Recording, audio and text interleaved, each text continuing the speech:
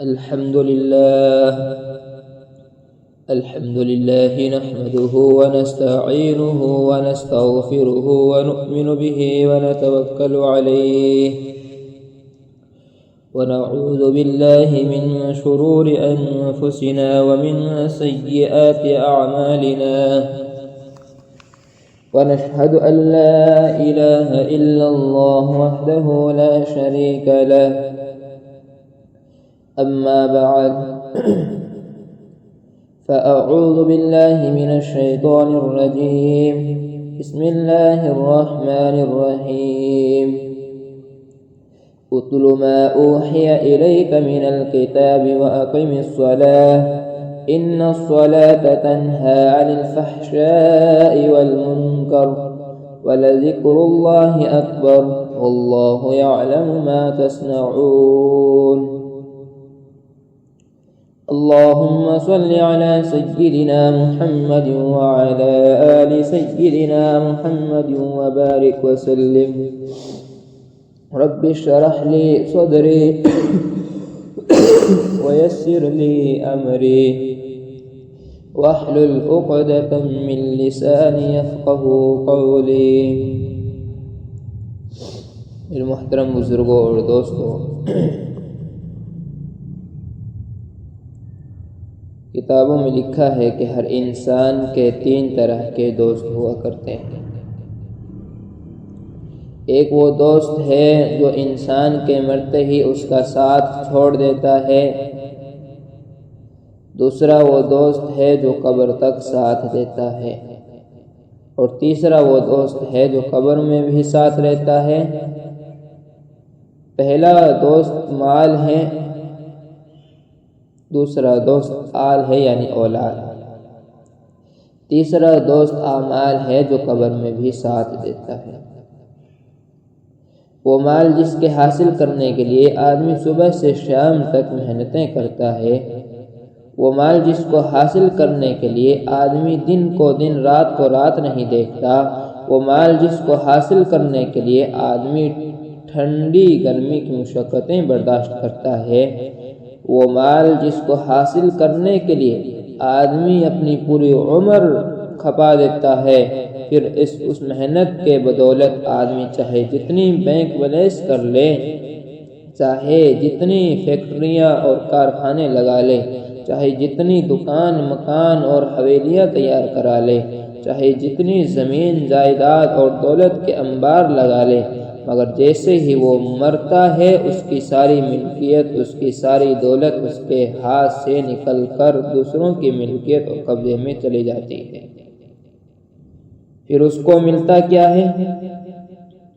میرے محترم بزرگ دوستو، دوسرا ساتھی آل ہے یعنی اولاد، عزیز رشتہ دار. وہ اولاد جن کا پیٹ بھرنے کے لیے، وہ اولاد جن کے پیٹ کے خاطر آدمی صبح سویرے ہی چڑیوں کی طرح نکل جاتا ہے اور شام کو تھک ہار کر گھر واپس آتا ہے. وہ اولاد جن کو خوش کرنے کے لیے آدمی اپنی بھوک اپنی پیاس کو قربان کرتا ہے. وہ اولاد جن کے آرام اور راحت کے لیے آدمی اپنی نیند اپنا آرام سب کچھ بھول جاتا ہے.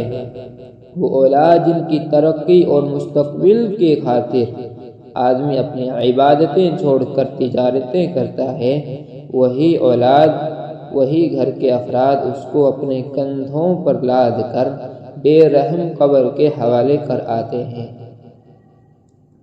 اور اس کی قبر میں مٹی ڈال کر ہاتھ جھاڑتے ہوئے آ جاتے ہیں.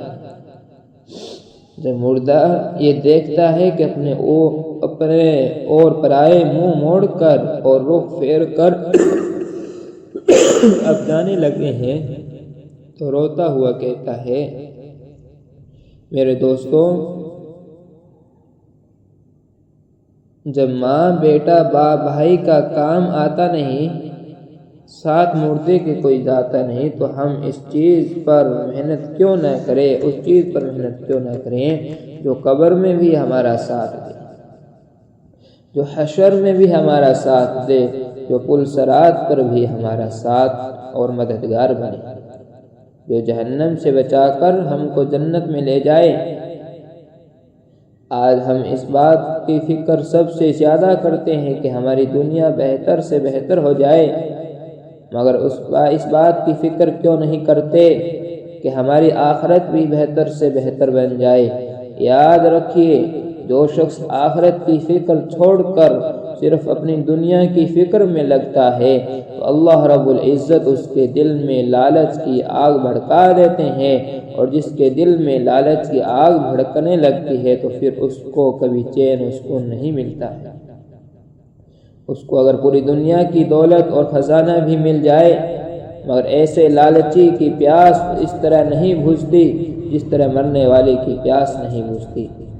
کتابوں میں لکھا ہے کہ جب آدمی مرنے لگتا ہے تو اس کو ایسی شدت، اتنی تیز پیاس لگتی ہے کہ اس کو چاہے پورا کا پورا سمندر پلا دیا جائے، مگر پھر بھی وہ دنیا سے پیاسے ہونے کی حالت میں رخصت ہوتا ہے۔ ایسے ہی دنیا کا لالچی، چاہے اس کو پوری دنیا کی دولت اور خزانہ اس کی مٹھی میں اور اس کے قبضے میں دے دیا جائے، مگر پھر بھی اس کی پیاس نہیں بجھتی، اس کا پیٹ نہیں بھرتا ہے۔ میرے محترم بزرگ دوستو، ایسے ہی لالچی کی پیاس تو موت ہی بجھاتی ہے۔ لہذا جو شخص یہ چاہتا ہے کہ اللہ رب العزت اس کی دنیا بھی بنا دے اور آخرت بھی سنوار دے، اس کو چاہیے دو کام کرے۔ ایک، وہ گناہوں سے بچے۔ جو شخص گناہوں سے بچ کر زندگی گزارتا ہے تو اللہ رب العزت اس کو ایسی جگہ سے روزی دیتا ہے جہاں سے اس کو کبھی وہم اور گمان بھی نہیں ہوتا۔ اگر کوئی گناہ بھول کر ہو بھی جاتا ہے تو فوراً اللہ رب العزت کے سامنے توبہ اور استغفار کر لیتا ہے تو اللہ رب العزت اس کی زندگی کو ایسی خوشحالی اور پر مسرت بنا دیتے ہیں کہ اس کو دنیا ہی میں جنت کا مزہ آنے لگتا ہے۔ چنانچہ ایک طرف اس کے دل کو سکون اور اس کی اولاد کو فرما بردار بنا دیتے ہیں، دوسری طرف لوگوں میں اس کی عزت اور محبت پیدا کر دیتے ہیں، تو تیسری طرف اس کی زمین، جائیداد، دکان مکان اور کھیت کھلیان میں خیر و برکت کے دروازے کھول دیتے ہیں۔ اللہ رب العزت ارشاد فرماتے ہیں، میرے محترم دوسری جگہ اللہ رب العزت نے ارشاد فرمایا، کمن عمل صالحا من ذکر او انثى الذين آمنوا وكانوا يتقون لهم البشرى في الحياة الدنيا وفي الآخرة۔ جو لوگ گناہوں سے بچ کر زندگی گزارتے ہیں، ایسے لوگوں کے لیے خوشخبری ہے دنیا میں بھی اور آخرت میں بھی۔ دوسری چیز، جو شخص اللہ رب العزت کی عبادت کرتا ہے تو دنیا میں اس کے لیے خوشخبری ہے، فَلَنُحْيَنَّهُ حَيَاةً طَيِّبَةً، کہ ہم ان کو پاکیزہ اور پرسکون زندگی عطا کریں گے، اور آخرت میں وَلَنَجْزِيَنَّهُمْ أَجْرَهُمْ بِأَحْسَنِ مَا كَانُوا يَعْمَلُونَ، اور ہم ان کو آخرت میں اپنے کیے کا بہترین بدلہ دیں گے۔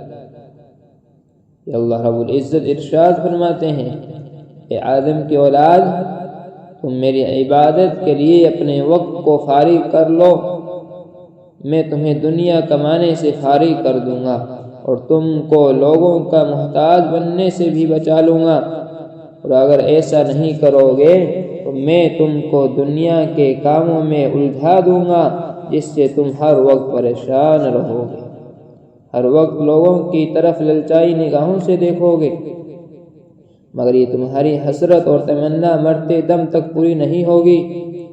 تو میں یہ عرض کر رہا تھا، یہ اللہ رب العزت ارشاد فرماتے ہیں، اے انسان، تو اپنے وقت کو میری عبادت کے لیے فارغ کر دے، میں تمہیں دنیا کمانے سے در در کی ٹھوکریں کھانے سے بچا لوں گا۔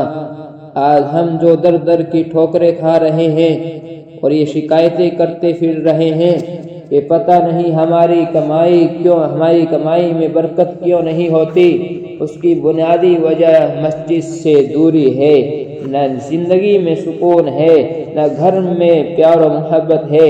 کتابوں میں لکھا ہے کہ اللہ رب العزت جب دنیا میں اپنی رحمت اور برکت اتارنے کا ارادہ کرتے ہیں تو سب سے پہلے خانہ کعبہ کی چھت پر اتارتے ہیں، پھر وہاں سے پوری دنیا کی مسجدوں میں تقسیم کیا جاتا ہے۔ لہذا جو شخص پانچوں نمازوں کے لیے مسجد میں آتا ہے تو اس کو وہاں سے برکت ملتی ہے۔ پھر ایسا شخص جب گھر میں جاتا ہے تو اس کے گھر میں برکت ہوتی ہے، جب وہ دکان میں جاتا ہے تو اس کی دکان میں برکت ہوتی ہے، جب وہ کھیت میں جاتا ہے تو اس کے کھیت میں برکت ہوتی ہے۔ جب برکت مسجد سے مل رہی ہے اور کبھی ہم مسجد میں آئیں گے ہی نہیں تو برکت کہاں سے ملے گی؟ اللہ رب العزت نے اپنے بندوں کو نماز جیسی عبادت اس لیے دی ہے تاکہ میرے بندوں کو چین و سکون کی زندگی حاصل ہو، ان کی آتما ان کی روح کو شانتی ملے، ان کی جان و مال اور عمر میں برکت پیدا ہو، اور جب ان کو کوئی پریشانی ہو تو نماز پڑھ کر اللہ رب العزت سے اپنی پریشانی دور کرائیں۔ نماز اسلام کا ایسا رکن ہے کہ جس پر عمل کرنے سے پورے اسلام پر عمل کرنا آسان ہو جاتا ہے، اور نماز اسلام کا ایسا رکن ہے کہ جس کے اندر پورا اسلام پایا جاتا ہے۔ چنانچہ نماز کے اندر کلمہ بھی ہے، نماز کے اندر روزہ بھی ہے، نماز کے اندر زکوٰۃ بھی ہے، نماز کے اندر حج بھی ہے، نماز کے اندر ذکر بھی ہے، نماز کے اندر تلاوت بھی ہے، نماز کے اندر درود بھی ہے، نماز کے اندر دعا بھی ہے، نماز کے اندر معاشرت بھی ہے، نماز کے اندر معاملات بھی ہے، نماز کے اندر اخلاقیات بھی ہے، نماز کے اندر امانت داری بھی ہے۔ اسی پر بس نہیں بلکہ نماز انسان کو زندگی گزارنے کا سلیقہ بھی سکھاتی ہے۔ چنانچہ انسان کو وقت کی پابندی کا بھی سبق سکھاتی ہے۔ چنانچہ نماز انسان کو اپنی حفاظت اور دفاع کا بھی سبق سکھاتی ہے۔ نماز انسان کو آپس میں مل جل کر زندگی گزارنے کا سبق سکھاتی ہے۔ نماز انسان کو دوسروں کی راحت رسانی کا بھی سبق سکھاتی ہے۔ نماز انسان کو ماحول پاکیزہ رکھنے کا بھی سبق دیتی ہے۔ نماز انسان کو اچھے اور سچے لوگوں کے ساتھ اپنی زندگی گزارنے کا سبق دیتی ہے۔ نماز انسان کو حق بات کہنے کی جرأت بھی پیدا کرتی ہے۔ نماز انسان کو بندوں کے حقوق اور ادائیگی کا سبق بھی سکھاتی ہے۔ نماز انسان کو حیا کی بھی تعلیم دیتی ہے۔ نماز انسان کو نظر کی حفاظت کی بھی تعلیم دیتی ہے۔ نماز انسان کو خوشگوار اور ازدواجی زندگی گزارنے کا سلیقہ بھی سکھاتی ہے۔ میرے محترم بزرگوں اور دوستو، نماز کے اندر کلمہ اس طرح سے ہے کہ جس طرح سے ایک انسان کے لیے اللہ کی خدا تعالیٰ کی خدائی کا اور رسول صلی اللہ علیہ وسلم کی رسالت کا اقرار کرنا ضروری ہوتا ہے، ورنہ مسلمان ہی نہیں ہوگا، اسی طرح سے نماز میں بھی اللہ تعالیٰ کی اور رسول صلی اللہ علیہ وسلم کی رسالت کا اقرار کرنا ضروری ہے، ورنہ اس کی نماز نہیں ہوگی۔ چنانچہ آدمی التحیات میں اللہ تعالیٰ کی خدائی کا اشہد ان لا الہ الا اللہ سے اور اشہد ان محمدا عبدہ ورسولہ سے اور رسول کی رسالت کا اقرار کرتا ہے۔ نماز کے اندر روزہ اس طرح سے ہے کہ جس طرح سے آدمی روزے کی حالت میں کچھ کھا بھی نہیں سکتا، اسی طرح نماز میں بھی آدمی کچھ کھا بھی نہیں سکتا۔ نماز کے اندر زکوٰۃ بھی ہے۔ اس طرح ترقی یافتہ دور میں پیسہ سے زیادہ وقت کی اہمیت اور ویلو ہے، لہذا جس طرح آدمی زکوٰۃ میں مال سے کچھ حصہ اللہ کے راستے میں خرچ کرتا ہے، اسی طرح آدمی اپنے وقت کا بھی کچھ حصہ اللہ کے راستے میں خرچ کرتا ہے۔ نماز کے اندر حج بھی ہے۔ جس طرح سے آدمی بیت اللہ شریف کا طواف کرتے ہوئے اللہ رب العزت کی طرف دھیان لگائے رہتا ہے، اسی طرح سے آدمی نماز بھی بیت اللہ کی طرف منہ کر کے اللہ رب العزت کی طرف دھیان جمائے رہتا ہے۔ جس طرح آدمی حج میں صفا اور مروہ کے درمیان سعی کرتا ہے، اسی طرح سے آدمی نماز کے اندر بھی قیام سے سجدہ اور سجدہ سے قیام کی طرف سعی کرتا ہے۔ جس طرح آدمی حج میں وہ وقوف عرفات وغیرہ کرتا ہے، اسی طرح سے آدمی نماز میں بھی قیام کی صورت میں وقوف کرتا ہے، نماز کے اندر تلاوت بھی ہے۔ جس طرح سے آدمی تلاوت میں قرآن کریم کا کچھ حصہ پڑھتا ہے، اسی طرح سے نماز میں بھی قرآن کریم کا کچھ حصہ تلاوت کرتا ہے۔ نماز کے اندر ذکر بھی اور تسبیح بھی ہے کہ آدمی نماز کے اندر قوما، رکوع اور سجدے میں ربنا لک الحمد، سبحان ربی العظیم اور سبحان ربی الاعلی کہتا ہے۔ نماز معاشرت کی بھی تعلیم دیتی ہے۔ معاشرہ کہتے ہیں چند خاندانوں کا آپس میں مل کر زندگی گزارنا۔ اللہ رب العزت یہ چاہتے ہیں کہ میرے بندے آپس میں ایک ہو کر، نیک ہو کر زندگی گزاریں، ایک دوسرے کے سکھ دکھ میں شریک رہیں۔ اس لیے اللہ رب العزت نے حکم فرمایا کہ 5 وقت پورے محلے کے لوگ ایک جگہ جمع ہو کر نماز ادا کریں، تاکہ ایک دوسرے کی خیر خواہی اور خیر